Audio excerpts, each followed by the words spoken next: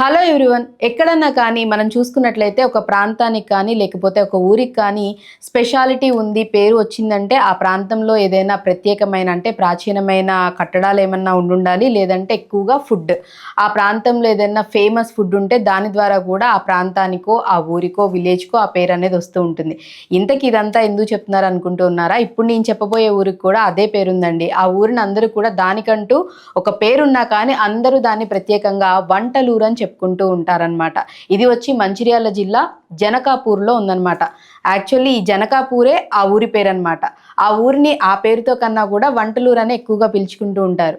ఎందుకు ఇలా నేమ్ వచ్చిందని చూసినట్లయితే ఎక్కడైనా కానీ విలేజెస్లో మనం చూసుకున్నట్లయితే ప్రధాన వృత్తి ఏదైనా ఉంది అంటే అది వ్యవసాయం అనే చెప్తూ ఉంటారు. ఎక్కువగా పల్లెటూరుల్లో వ్యవసాయాన్ని వృత్తిగా నమ్ముకొని జీవనం సాగిస్తూ ఉంటారు.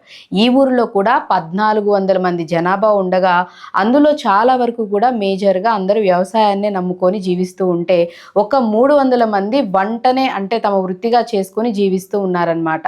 ఒకళ్ళు ఇద్దరు ఉంటే అనుకోవచ్చు, కానీ ఏకంగా 300 మంది అదే వృత్తిని నమ్ముకొని జీవిస్తున్నారంటే నిజంగా గ్రేట్ అనే చెప్పాలి కదా.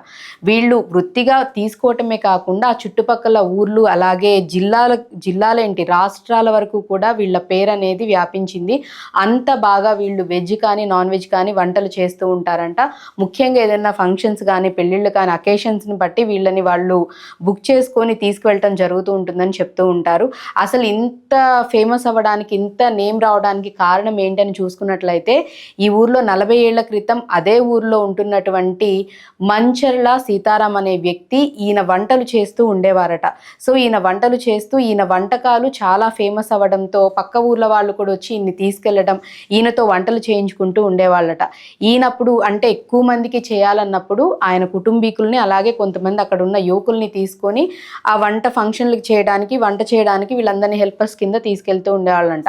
ఆ విధంగా వాళ్ళందరినీ కూడా కుకింగ్లో మాస్టర్స్ని చేసి ఆ వంటను అనేది నేర్పించుకుంటూ వచ్చారు. బట్ ఆయన తదనంతరం ఇప్పుడు ఆయన కుమారుడు అశోక్ అనే వ్యక్తి ఈ వంటల వృత్తిని కంటిన్యూ చేస్తూ ఉన్నారు. అండ్ అలాగే అక్కడ ఉన్న యువతని ఏదైనా ఫంక్షన్స్కి వీళ్ళకి ఆర్డర్స్ వచ్చినా లేకపోతే ఏమైనా బుకింగ్స్ అయినా కానీ వీళ్ళు వెళ్ళి ఆ ఫంక్షన్స్లో వీళ్ళ ఫ్యామిలీ మెంబర్స్తో పాటు అక్కడున్న యువతను కూడా తీసుకెళ్ళి వంటలు అనేవి చేయించడం జరుగుతూ వస్తుంది. సో ఆ విధంగా ఈ ఊరు అనేది బాగా పాపులర్ అయిందనమాట. అండ్ చెప్పాను కదా వీళ్ళ వంటలు చాలా ఫేమస్ అని చెప్పి. నాన్ వెజ్ వెజ్జే కాకుండా వీళ్ళు చేసే పచ్చళ్ళు ఎంత ఫేమస్ అయ్యాయంటే అంటే ఫారెన్లో ఉంటున్న మన తెలుగు వాళ్ళకు కూడా వీళ్ళు ఆర్డర్స్ స్పెషల్గా చేసి అక్కడికి పంపిస్తూ ఉంటారంట. మరి ఇంత బాగా చేస్తున్నారు కాబట్టే అందరూ కూడా వీళ్ళని ఇంత స్పెషల్ అని చెప్పుకుంటూ ఉన్నారు. అండ్ అందుకే ఈ ఊరికి కూడా వంటల ఊరు అని పేరు వచ్చింది.